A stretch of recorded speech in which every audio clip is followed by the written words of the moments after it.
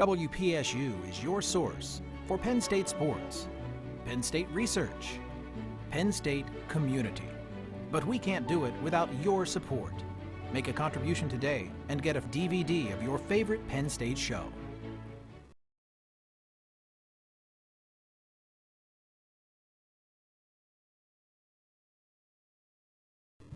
I do some consulting work on American feeling in the room was Don't ever say to her that what about the Chautauqua Institute? Introductory discussion on the ethical implications of a community. We're trying to back over. currently doing in autism. His life is the stuff of movies. In fact, one was made about him. Gifted Hands, the Ben Carson story, tells how a hot-tempered inner-city kid from a broken home overcomes all odds to become a renowned pediatric neurosurgeon. In 1987, he made medical history when he separated conjoined twins, joined at the head. Now the director of pediatric neurosurgery at Johns Hopkins Childrens Center and 2008 Presidential Medal of Freedom winner, he dedicates his spare time to cultivating future leaders. We talked with Carson about his work and philanthropy, his thoughts on healthcare reform, and about what's still on his to-do list. Here's our conversation with Dr. Ben Carson. Dr. Ben Carson, welcome to the conversation. Thank you. Among other things, you focus your practice on traumatic brain injuries, brain and spinal cord tumors, neurological and congenital disorders, including separating conjoined twins, and trigeminal neuralgia, which is sometimes referred to as the suicide disease because it's so painful. Why neurology, and why specifically pediatric neurology? Well, you know, I always was interested in medicine. It was the only thing that interested me as a kid. And you know, when I entered college, I thought I was going to be a psychiatrist. When I entered medical school, I thought I was going to be a psychiatrist. So I loved the brain. And as time went on, I realized I loved the tangible aspects of the brain even more than I did the intangible aspects. And also that was where my talents were. You know, I had a great deal of eye-hand coordination, the ability to think in 3 dimensions. I was a very careful person, never knocked things over and said, oops, which is a great characteristic for a brain surgeon, by the way. So all of those things seem to be pointing me in that direction. And I started out as an adult neurosurgeon, but I developed an affinity for the kids because, you know, with kids, what you see is what you get. When they feel good, you know they feel good. When they feel bad, you know they feel bad. And you can spend enormous amounts of time operating on a kid. And if you're successful, your reward may be 40, 50, 60 years of life. You don't get that with adults, so I get a big return on my investment. Now, not that long ago, your caseload was as many as 500 surgeries a year. You've cut back in recent years. That was twice the caseload of a typical neurosurgeon. Why so many? Well, for one thing, it's because I was pediatric neurosurgery at Johns Hopkins. And you were it. I was it. And now, you know, there are 4 of us.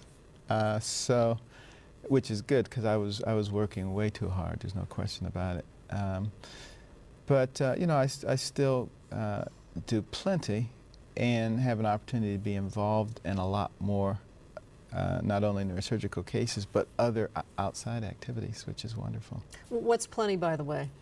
Can you put a number on it? Yeah, I still do 300, 350 cases a year. Now, this is coming from someone who describes himself as a hot-tempered kid growing up in a single-parent family in inner-city Detroit. Mm-hmm. You became the chief of pediatric neurosurgery at Johns Hopkins at the age of 33, which I think would have been remarkable for anyone, but especially remarkable for someone who came from your background. How did you do it? Well, I had help. But, you know, one of the things that I think my mother instilled in me and in my brother was a sense of responsibility. She had an incredibly difficult life herself. You know, one of 24 children, got married when she was 13, found out her husband was a bigamist, had only a 3rd grade education, but she never became a victim. And she never felt sorry for herself. And she never felt sorry for us. And she never let us feel sorry for ourselves. And she always said, you know, do you have a brain? If you have a brain, then you're fine. It doesn't really matter what's going on out there. And you can deal with it. And so were there obstacles along the way? Absolutely. Were there people telling me you can't do this? Of course there were. Did I listen to them? Of course not. You described it as the no excuses household, which I think is absolutely remarkable that your mother, as you said, with a third grade education, had the wisdom Yes. to require the kinds of things that she did from you and your brother. Right, and that was it. You know, she was a good observer. And because she worked as a domestic, cleaning other people's houses, and she would work 2 or 3 jobs at a time because she didn't want to be on welfare. Because she noticed that she never saw anybody go on welfare and come off of it, and she didn't want that life for her or for us. But she would observe in those homes of very successful people what they did, and then she would bring that home. What they did was read. Right. She was working in homes where there were lots of books. There were lots of books. They read, they planned, they strategized. They had vast amounts of knowledge about all kinds of things. They didn't sit around watching TV all day, drinking and playing games. And she said, that's what people do in our neighborhood. And then she would take us to the places where she worked, and she would say, now, you have a choice. You can do what people do in our neighborhood, and you can stay there, or you can do what people do in this neighborhood, and you can go there. You said that growing up, you hated your neighborhood, you hated the environment, you were angry, but you knew at some point this is temporary. Right. Well, it was once I started doing a lot of reading, I stopped hating poverty quite as much, because I knew by reading stories of people like Booker T. Washington, who was born a slave. It was illegal to read, but he taught himself to read anyway, read everything in sight, became an advisor to presidents. And I began to realize that the person who has the most to do with you is you. It's not the environment, and it's not somebody else. And as I began to understand that, I realized that I didn't have to remain in that neighborhood. I didn't have to remain in that state, that I could change it to whatever I wanted it to be. And at that point, it didn't bother me anymore because I knew it was temporary. But here you were, a kid, you weren't on welfare, but your family did use medical assistance, and you recalled times when you would sit in the waiting room, in the hall, waiting for your turn. But you loved that environment. Did you, despite the fact that you weren't necessarily showing that you had what it took to become a neurosurgeon as a young kid, right, you love that environment? Well, I love the hospital environment, and sitting in the hallways and listening to the PA system, it was just exciting to me. It was thrilling, seeing doctors walking by with charts with their stethoscopes around their neck, and hearing them being paged. All of that just excited me, and I just said, yeah, this is where I belong. So you had to imagine yourself there, even when, as a young child, you say you were considered the class dummy. You right, even used to say to your mother, "I'm not smart." Right. Well, I was like a lot of kids are. You ask them, what do you want to do? What do you want to be? And they'll say, oh, I want to be an astronaut. I want to be, this President. or that or the other. But you look at their list of achievements and they're not very impressive, but somehow they think magically it's going to happen. Well, I was the same way. But in my case, magically it did happen. But it wasn't really magic, it was a lot of work behind it. That's right. In fact, preparation, you underscore the importance of preparation, and it's absolutely critical in what you do. I'm thinking of, especially in your early days, separating conjoined twins who were joined at the head in a first time ever surgery that required a team of 77 right, personnel and 22 hours on your feet. What kind of preparation goes into that? Well, first of all, these were occipital craniopagus, joined at the back of the head, and none of those had ever been successfully separated before because they share all the major blood drainage systems of the brain, and so they tend to exsanguinate or bleed to death. And so obviously I did a lot of studying about not only those kinds of twins, but other kinds of twins, because there have been some other types of twins that had been successfully separated. And then thinking about some of the techniques that we used in craniofacial surgery talking to some of the cardiovascular surgeons about ways to stop blood flow, and just putting all that together into a plan. So, and it was very much like what I had done for a number of other complex types of cases. I was at that point in my career doing all kinds of pretty amazing things that most people wouldn't do.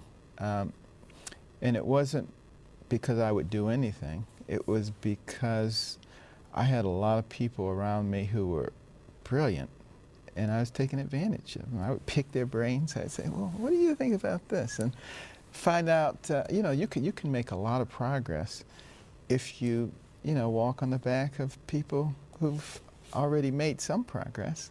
And you just keep putting all those little stones together, and pretty soon you make a bridge. It is interesting, though, that many of your most pioneering accomplishments happened very early in your career. Yes. Is that typical, or I mean, is that youth and boldness? Well, actually, if you stop and you think about it, you look at people, for instance, who win Nobel Prizes in science and mathematics. They usually don't get them until they're in their 50s or 60s. But it's for work they did when they were in their 20s and 30s. You know, this is the most productive part of your life, because you've got lots of energy and, like boundless enthusiasm. Now, if I were starting out today at age 58, there's no way I would do a lot of that stuff. I mean, I don't have the energy to do that anymore, or the desire, quite frankly. But, then it's very, very exciting. And that's why I tell young people all the time, I said, now is the time. I said, don't be sitting around thinking, well, in 10 years I'll do this, and then 15 years. Don't do that. Now is the time. Prepare yourself. Use that enthusiasm. Use that energy. Focus on stuff. Make it happen. You look at Bill Gates. Stuff that he did that in his 20s. And a lot of other people, Steve Jobs, all of those people, even though they're sitting pretty right now, they did that stuff when they were in their 20s. So that's a good time to use that energy effectively. Well, what does that say to a physician? I hope you won't mind if I say, I think you're 58 years old.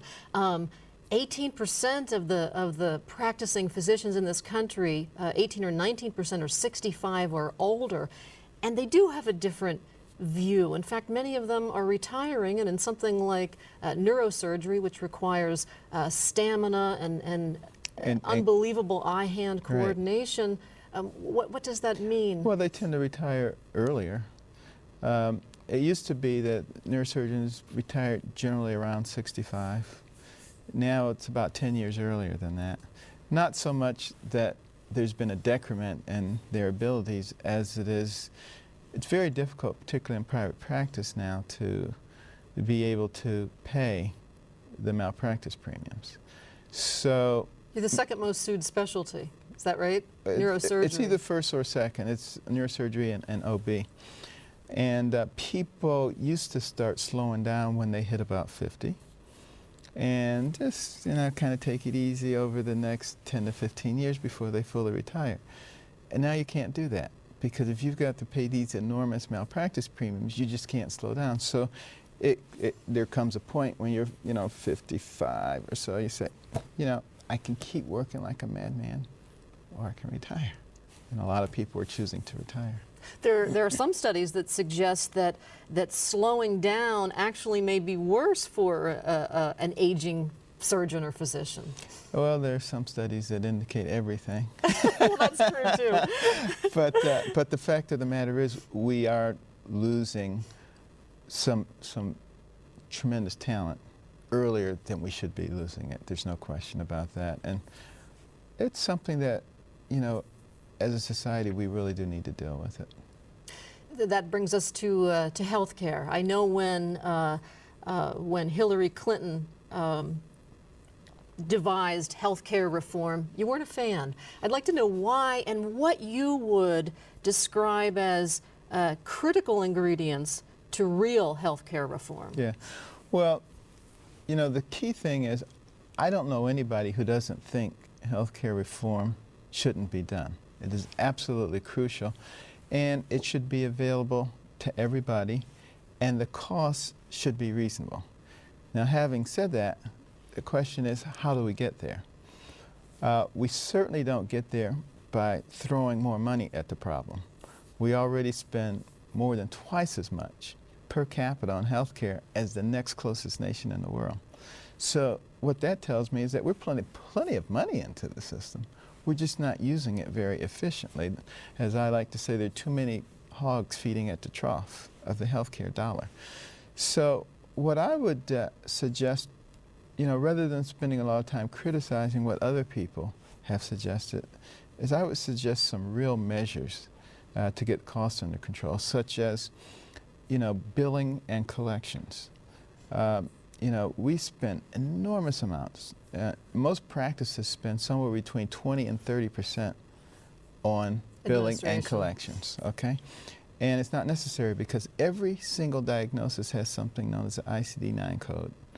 Every procedure has something known as a CPT code, and we have computers, which means all billing and collection can be done instantaneously, electronically, without generating all those mountains of papers and armies of people to push them around. Completely unnecessary at a fraction of the cost. Now, some insurance companies and others would say, well, if it were that easy, then a healthcare practitioner could simply say, well, I did 2 appendectomies. Let me just enter that when they only did 1 and get paid twice.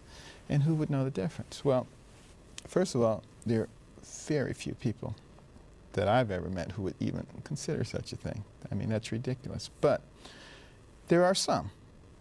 The solution to that is not to build a gigantic bureaucracy that's very costly. The solution is what I call the Saudi Arabian solution. Why don't people steal in Saudi Arabia? You cut their hand off. You're not serious. Well, I wouldn't cut their hand off, okay? But there would be some real teeth in, in the punishment. You'd lose your license to practice forever. That's not what happens now? No. You go to jail for no less than 10 years, and you would lose all your personal assets. Not only would no one cheat, but everybody would check every bill 7 ways to Sunday to make sure it was correct. It would not be an issue. It's sort of like, why don't people drive drunk in Sweden? They like alcohol just as much as we do. But the penalties for drunk driving are so severe that it's part of the culture. You wouldn't even think about it. And it's the same thing that would happen there. So not big bureaucracy, just real teeth in the rules. That would reduce the cost dramatically. The other thing that would reduce it dramatically is making the government responsible for catastrophic health care. Now, a lot of people say, the government shouldn't be responsible. They can't do anything right. But that's not exactly true. The government has done a number of things that have helped all of us. For instance, the reason we can own our homes is because we have homeowners insurance. Now, we wouldn't be able to get homeowners insurance if there were no government agency known as FEMA. But because your insurance company would say, well, there may be a hurricane, there may be an earthquake, there may be this, that, and the other. So we have to be prepared for all those things, and the premiums would just skyrocket, and you'd have to have that through your employer, too. Well, it's the same kind of analogy with healthcare. If government's responsible for catastrophic healthcare and insurance companies are only responsible for routine healthcare, now it's going to be pretty easy to predict what they're going to have to put out and what they need to take in. And they can be regulated just like the utilities are regulated. If we didn't regulate utilities, I guarantee you they'd be finding all kind of reasons why the cost of your water and your electricity should be a lot more than it is. And of course, there's deregulation happening in a lot of states. That Exactly. We'll see what will happen. But that would, again, dramatically reduce the cost. And the ideal would be to get the cost down to the point where people could afford their own insurance. They wouldn't have to have it through their employer. And that's going to do wonders for job creation, by the way. But also, if you own your own health insurance, I can say to you, if you get an annual physical exam, you get a 2 to 3% discount. So you're incentivized to get that annual exam. We catch stuff early. A whole nother level of savings. We need to start talking about wellness and preventive care. This is where we're really going to save enormous amounts of money. And then what about the 47 million people who don't have health insurance, or the 40 or the 30 or the 15 or the 12 or whatever number it is? First of all, they don't exist because they can go to the emergency room where they have to be taken care of. It costs 5 times more to take care of them there than it would in the clinic. So what we should be saying is, look, we're paying for them anyway, but we're paying premium dollars. So let's figure out a way to pay for them with economical dollars. Let's find a way to encourage them to go to the clinic rather than to the emergency room. And well, I would use, again, another government program as an example, the food stamp program. Why don't people starve to death in this country? Because we have a food stamp program. They get a monthly allocation, and they learn very quickly not to go out the first 5 days and buy porterhouse steak. They learn to, proportion things out over the course of the month. People would do the same thing if we had an electronic health account that was replenished each month. Now when Mr. Brown gets that diabetic foot ulcer, instead of going to the emergency room, he's going to go to the clinic because he don't want to blow half of his budget that one night. And, he gets the same treatment in both places. But the difference is in the emergency room, they patch him up and send him out. And that's it. That's until it. the next Until crisis. he comes back, right. And in the clinic, they patch him up and they say, now, Mr. Brown, let's get your diabetes under control so you're not back here in 3 weeks with another problem. A whole nother level of savings. These are intelligent and logical ways to get the cost down and to create the kind of environment that will allow everybody to have, excellent health care and in a system that, by the way, is second to none. What we have to do is just apply a little logic to the system. And the reason a lot of these things aren't being done, the very things that I'm talking about, they're very logical. Anybody can understand that they would make sense. Anything that's done that comes out of Washington that doesn't make sense, it's because of the fourth branch of government. Which is? Special interest groups, which has really become the most powerful. And when you really want to stop and think about it, how did they become so powerful? It's because, believe it or not, we distorted what was an extraordinarily good system that was set up by our founding fathers, a representative government. They planned it so that teachers, janitors, dog catchers, pharmacists, nurses would go to Congress as representatives of their communities for a couple of years, making sure that their constituency was heard, and then go back. And then somebody else would come. And then somebody else would come. That's not the way it's working. Now we've created a situation where you have these lifetime politicians, and of course, they're worried about getting reelected every couple of years, which makes the special interest groups incredibly important. So we've kind of distorted the plan, and that's why we're suffering the consequences. Now, you have obviously a can-do attitude, but I'm wondering how optimistic you are that the kind of health care that you've described or something even comparable could pass. Oh, I know it could pass. The problem is getting it out there. And, the establishment isn't all that interested, to be honest with you, in alternatives. I have found that out. They're just not that interested in them. And, I guess... So the status quo is... Yeah, I guess what you'd have to do is almost declare yourself a candidate and run, and which I'm not particularly interested in doing. But one of the things that I've noticed in studying our government and our government structure is that they are deathly afraid of real change. I know, for instance, the current president ran on change. And people actually do want change, but as you can see, nothing has changed. And nothing will, because, whether it's Democrat or whether it's Republican, there's a certain order of things and a certain way that things are done that serves their purposes and not necessarily the purposes of the people. I had a little glimmer of you've thought about politics. Well, many people have told me that I really should do it. But the thing that really is most important to me right now is working with the next generation and getting them prepared and maybe creating the right kind of leadership out of them. And one of the things I know is that if I go into the political arena, I automatically will eliminate half of my audience from one side or the other side. So, and you know, that won't work well for the kids. And the kids are an enormous focus of your energies these days. There's the Carson Scholars, the Angels of the OR. Tell us first about Carson Scholars, which is now in what, 32 states? 34 states. 34 states. Yes. Well, you know, some years ago, I was reading a statistic looking at the ability of our 8th grade equivalents to solve math and science problems. There were 22 countries involved, and we ranked number 21 out of 22. Did they calculate it the same way we do, though? Yes. Yes, it was standardized. And my wife and I became very alarmed, and we said, what does this mean for the future of our nation? And we said, we have to do something about this. So we started giving out $1,000 scholarships to students starting in the 4th grade.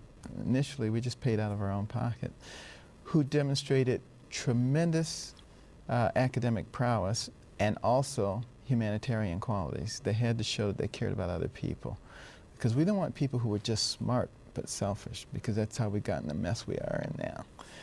And you know, we try to put them on the same kind of pedestal as we do the all-state basketball players and the all-state wrestlers, because those are the people who get all the attention in our schools. The smart kids are, you know, they're nerds and geeks, and nobody gives two hoots and a holler about them. So not only does the school get a big trophy that goes out with all the other sports trophies, but the kid gets to wear a medal. They go to a banquet, they get local press attention, and you know, it makes a huge difference. And we started giving out scholarships 14 years ago. We gave out 25 scholarships in Baltimore. And of course, it's grown very rapidly, and now, as you mentioned, we're in 34 states with almost 4,000 scholars, and continuing to rapidly expand. And now these kids can earn a $1,000 scholarship. They can earn one from 4th grade through 12th grade. Correct. So by the time they're ready for college, there's some money there. Right. It's interesting that you are focusing on 4th graders, because so many other scholarship programs, they focus in on juniors and seniors. Right. And the reason for that is because, you know, it's like a road, and it begins to diverge. And we find that 4th, 5th grade, that's about where the divergence starts. So, you know, if you're trying to reach them by the time they've gotten to high school, you've already missed the boat in half the cases.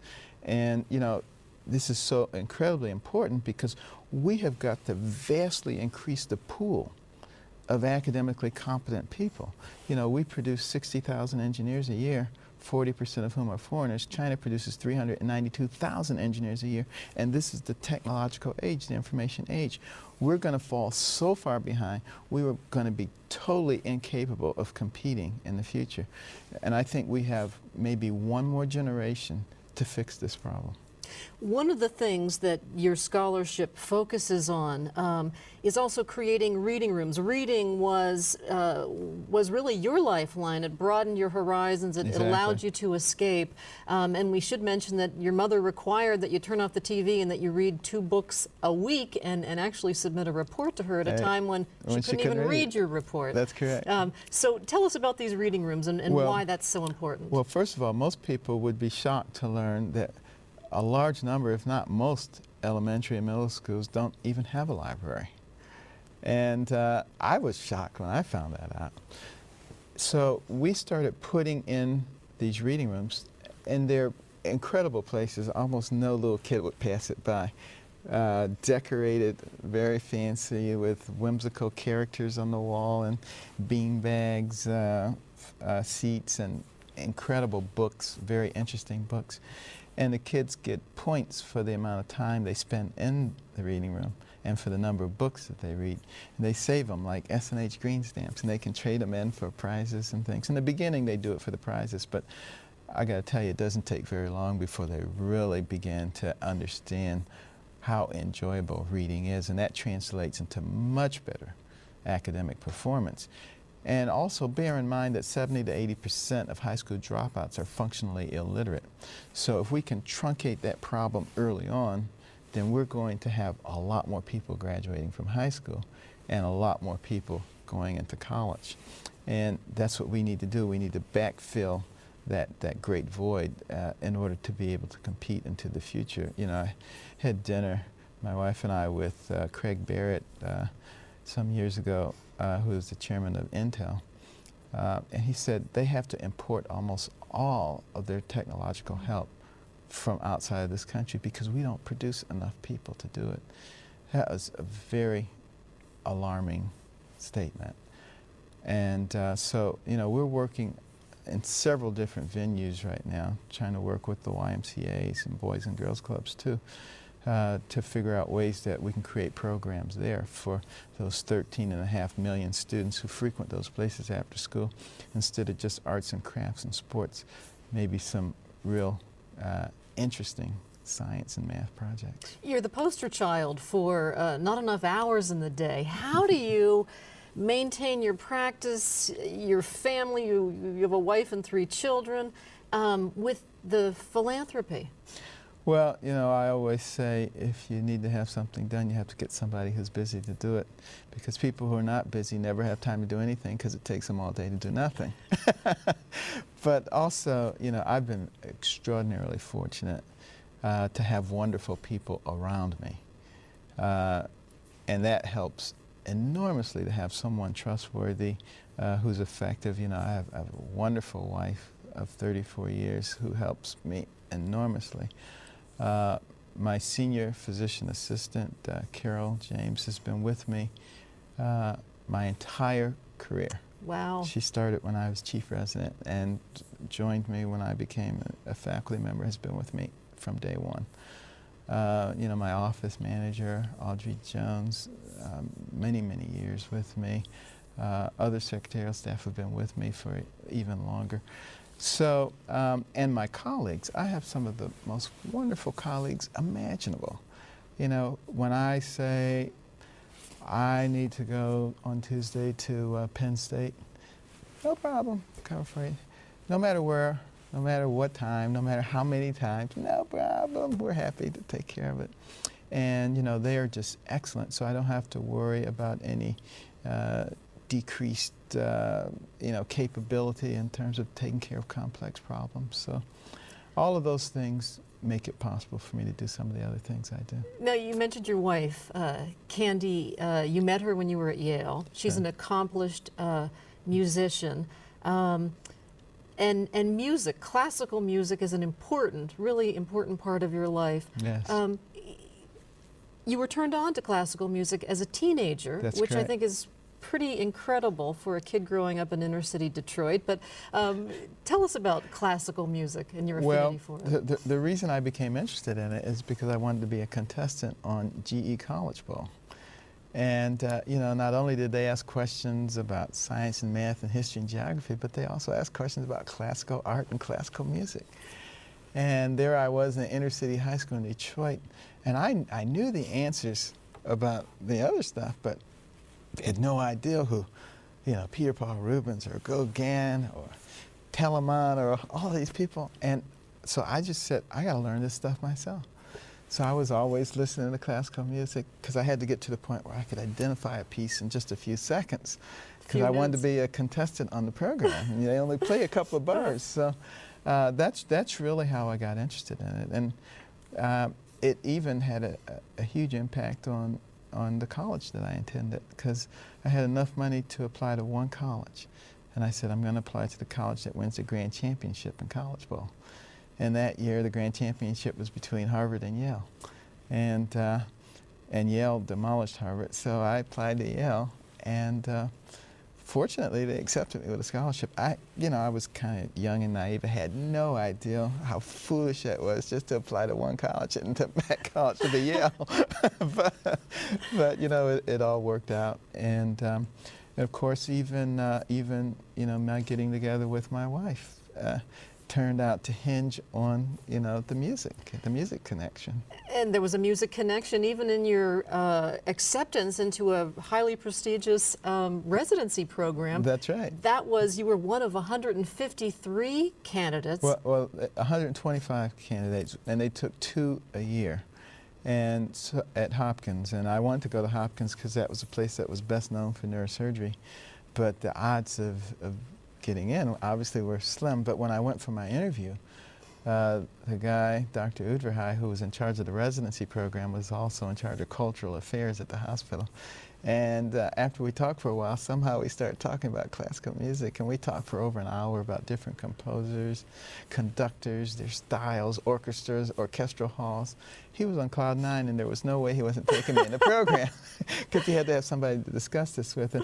And I love to tell young people that there's no such thing as useless knowledge, because you don't know when it's going to open up doors for you. And you know, when I was learning all that stuff, you know, black kid in Motown, listening to Mozart, kids thought I was nuts. But, you know, I always say, the more you know, the more valuable you become. And the more doors it can open up for you. And some people say, but you'll overload your brain. Well, I can tell you as a brain surgeon, you cannot overload your brain. It is impossible. The average human brain could contain all the knowledge in every volume that was ever written in the history of the world and have plenty of room left over, so you just can't do it. So really, just drop that one off the table in terms of a worry. Do you listen to classical music in the OR? I do. All the residents know when they come to pediatric neurosurgery that they're going to get asked about classical music as well as about the function of the medial longitudinal fasciculus. Tell us about the brain, because you are still obviously in awe of the brain, this thing that is considered to be more complex than any natural or artificial thing on Earth. Well, you know, the human brain, you know, billions and billions of neurons. I mean, if you started from as soon as you learn how to count until you die counting the neurons, you wouldn't even get close to the number of neurons that we have. Hundreds of billions of interconnections.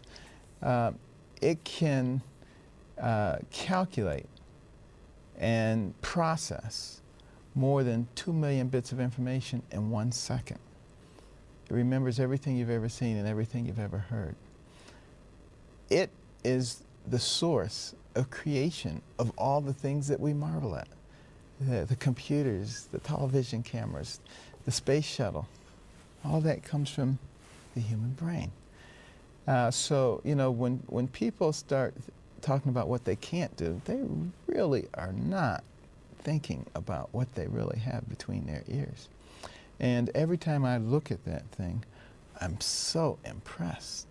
You know, I was asked by an NPR correspondent not too long ago. She said, Dr. Carson, I noticed that you don't talk much about race. Why is that? And I said, it's because I'm a neurosurgeon. And she gave me a quizzical look, and I said, you see, when I go into the operating room and I peel back that scalp and I take off that skull, I'm actually working on a thing that makes that person who they are. I say, the covering really isn't that important. The brain is what makes us who we are.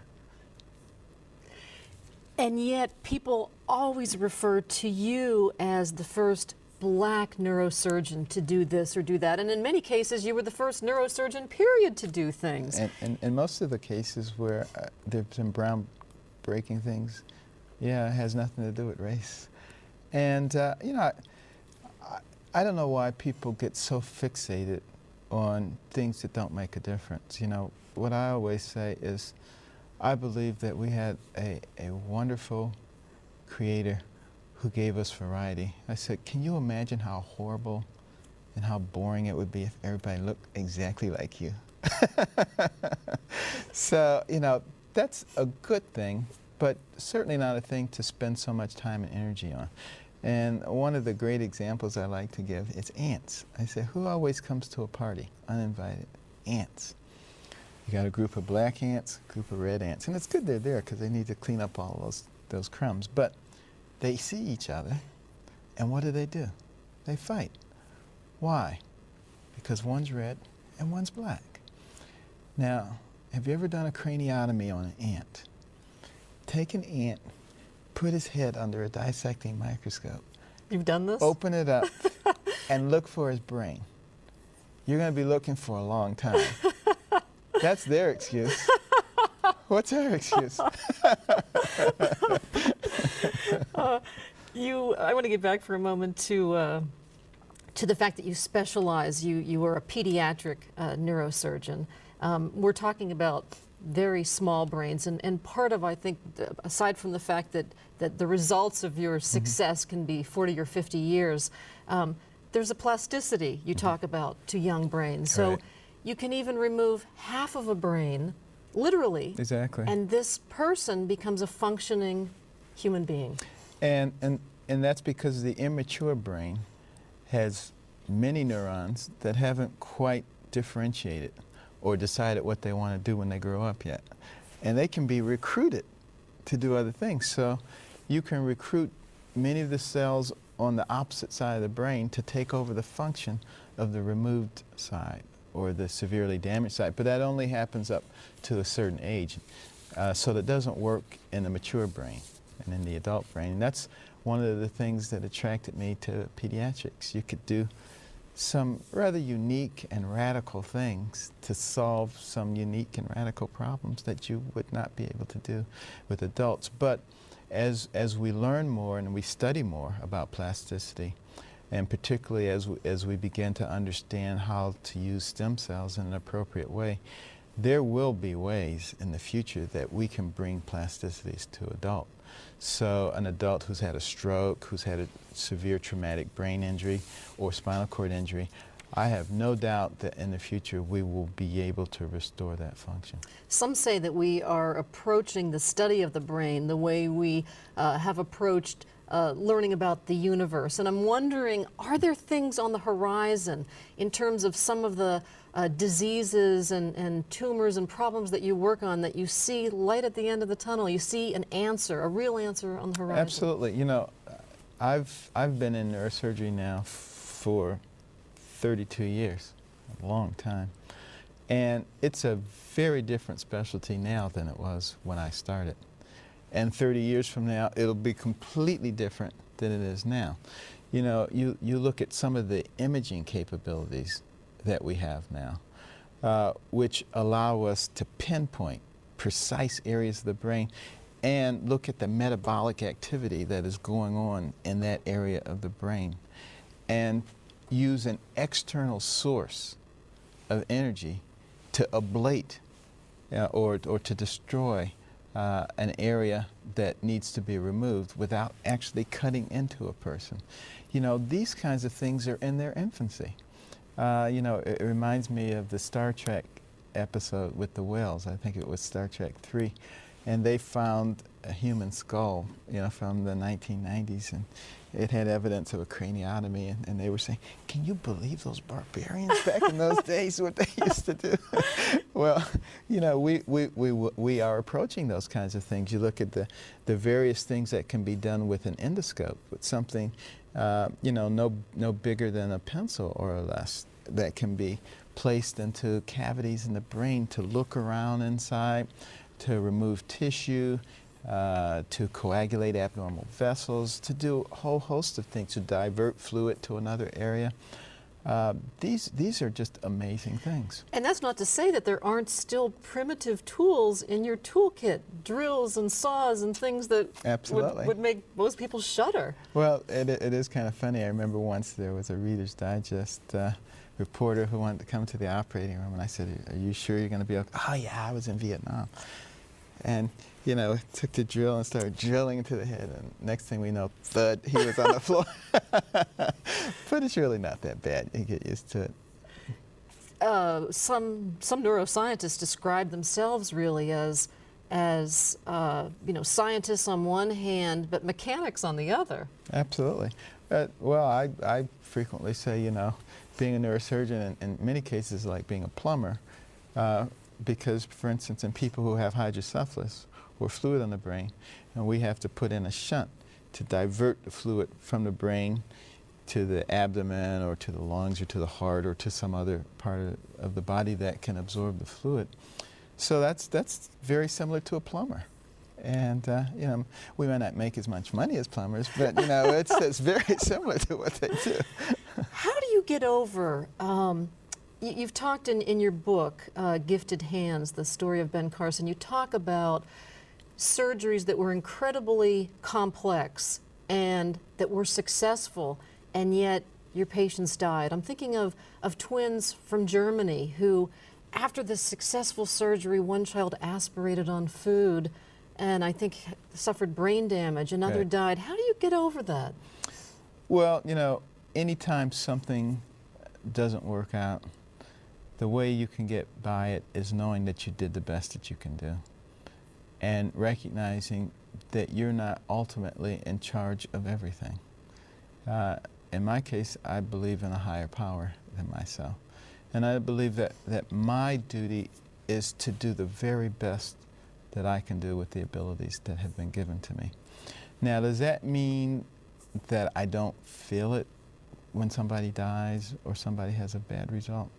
Of course I feel it. And of course it hurts. But you're able to move on because, you know, you've done your best, and that you can't sit there and become, you know, ineffective because you're worried about that. You've taken on some cases that other neurosurgeons have said, I'm not touching this, it's too risky. There's sort of a four-pronged question that you ask yourself, and you really are very serious about weighing risks and benefits. Well, what Yes. is that four-point? Well, I ask myself, what's the best thing that happens if I do this? And what's the worst thing that happens if I do it? What's the best thing that happens if I don't do it? And what's the worst thing that happens if I don't do it? And by analyzing the answers to those four questions, I can frequently, very quickly, decide whether this is something that's worthwhile. If I then decide that it's worthwhile, I frequently will ask another series of questions. Who, what, when, where, how, why? Who's it affecting? All those kinds of things. But you need to have a good mechanism for sorting things out. And some of the cases where, you know, people have thought maybe I was a bit of a maverick, it's not that I was a maverick at all. It's because I asked those questions. One well-known pediatric neurosurgeon once said, Carson will operate on anybody who will lay down. Which is not true because I operate on people in the sitting position too. But no, the fact of the matter is I would ask those questions. And if this person had absolutely no chance if we didn't do something, but maybe a small chance if we did, you know, I'd sit down with the parents, I'd talk about that. I said, you know, the chances really are not good if we do something, but the chances are virtually zero if we do nothing. And fortunately, in many of those cases, things worked out well. There was one case that I'm curious about. It was 29-year-old Iranian twins Yes. joined at the back of the head. They wanted desperately to be separated. Yes. Surgeons in Germany said no. And you took on the case. Well, I didn't, actually. Actually, you were part of a team, I should say. I'm sorry. When they first came to me, I told them about Chang and Ing Bunker and how they lived to be 63 years old without being separated, and they were having no parts of that. They wanted to be separated, so they found a team in Singapore. Right. A team with whom I was familiar and had worked with before, and then that team subsequently, you know, convinced me to come and help them, even though I wasn't particularly game to do so. That's how that worked. Oh, okay. and of course that ended tragically, but you were but that team was fulfilling their wish to try. Right. They said something to me that really struck me. They said, Doctor, we would rather die than spend another day stuck together. And that seemed incredibly harsh to me. But then I put myself in their shoes. And I said, you know, yeah, what if you were stuck to somebody 24/7? You could never get away from them for 1 second. And the two of you had very different aspirations. That probably would be worse than death. So I, at that point, fully understood where they were coming from. And then I was more at ease with it. What percentage of the patients that you see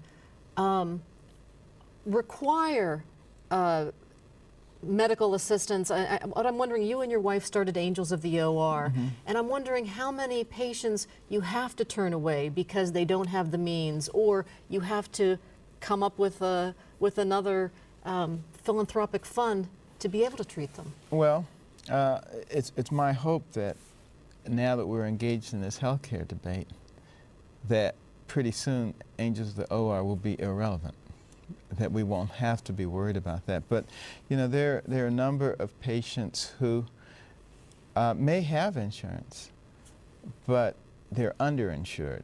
It won't take care of a certain procedure or a certain test, or they may have some travel issues.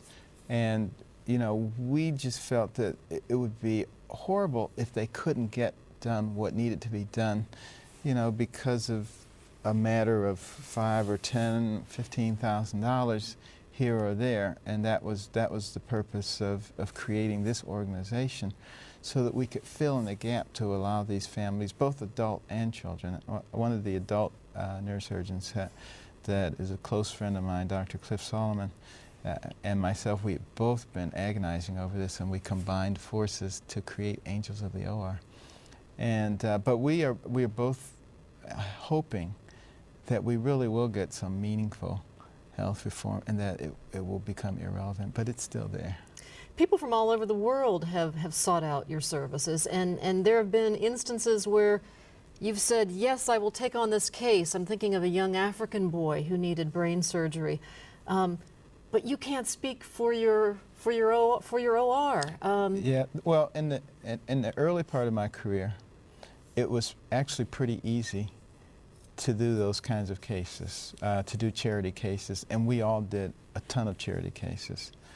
But what happened about 10 years ago is that hospitals no longer had this big cushion that they used to have, because reimbursements, you know, kept going down, down, down, down. So, you know, most places are sort of working on the edge now.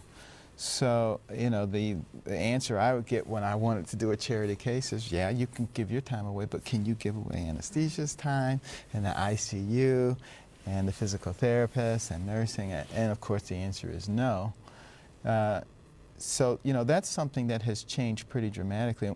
And one thing that a lot of people don't know or don't understand is that, you know, the indigent always used to be taken care of. Virtually every physician devoted a portion of their practice to taking care of indigent people. So they always got taken care of.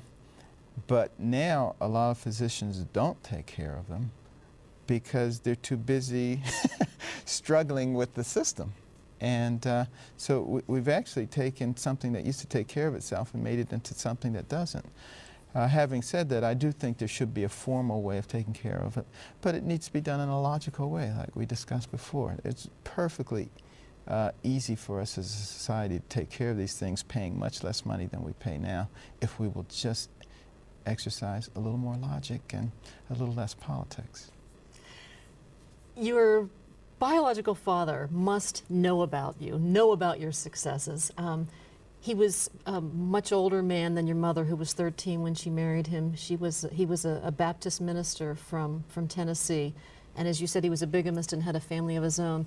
Have you reconnected with him? Well, you know, he died many years ago, but yeah, I have never been bitter toward him, and you know, he was at my wedding, and you know, but you know, he did not play a substantial role in my life. And even though as a kid I was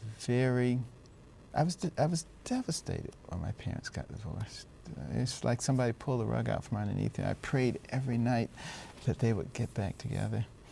But you know, later in life, I realized that had he been there with the influence that he provided, I probably would not have become the person that I did, because you know, he was into carousing, womanizing, all these kinds of influences that I'm sure would have been deleterious.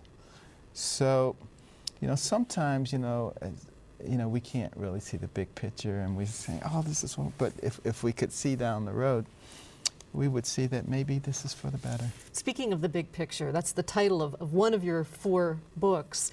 And in it, you pose a question that you think we all need to ask ourselves so that we're focusing on the right things. And one of the questions that you say, aside from where do you want to be 5, 10, 20 years from now, is how do you want to be remembered? Yes. How would you answer that? Well, I would like to be remembered as a person who helped people to understand the incredible potential that they had, and to help people realize that they really don't have to depend on a lot of other people. What they have to do is take advantage of their God-given talents and to develop those, and that the person who has the most to do with them and what happens to them is them, based on the choices that they make. And if you can get people to understand that, and you can abolish that victim mentality, you're going to have an army of very capable people. And I look at all the things that were invented in this country, and you know, the more I read about the history of our nation, the more impressed I am about who we are, what kind of people we are as the world's only superpower, how benign we are compared to other superpowers that have been here, the tremendous good that has been done, you know, throughout the world. And, you know, I don't have a whole lot of patience for those people who sit around and bash the United States. Are we perfect? No. But we're a heck of a lot better than anybody else who's ever occupied this position. And we have the potential to get even better. And we need not to be bashing ourselves, but to be looking at the kind of innovation, the kind of can-do attitude that made us into a great nation, that allowed us to reach the pinnacle faster than any other nation in the history of the world. We don't need to be trying to become like everybody else. We need to be who we are. We need to lead in a reasonable and responsible fashion. Dr. Ben Carson, thank you so much for talking with us. Thank you for having me. We hope you enjoyed our conversation with Dr. Ben Carson. Comcast subscribers can watch this program anytime on Penn State On Demand. Find out how through our website, conversations.psu.edu. I'm Patty Satalia. We hope you'll join us for our next Conversation from Penn State. Production funding provided in part by the Corporation for Public Broadcasting and by viewers like you. Thank you. This has been a production of WPSU.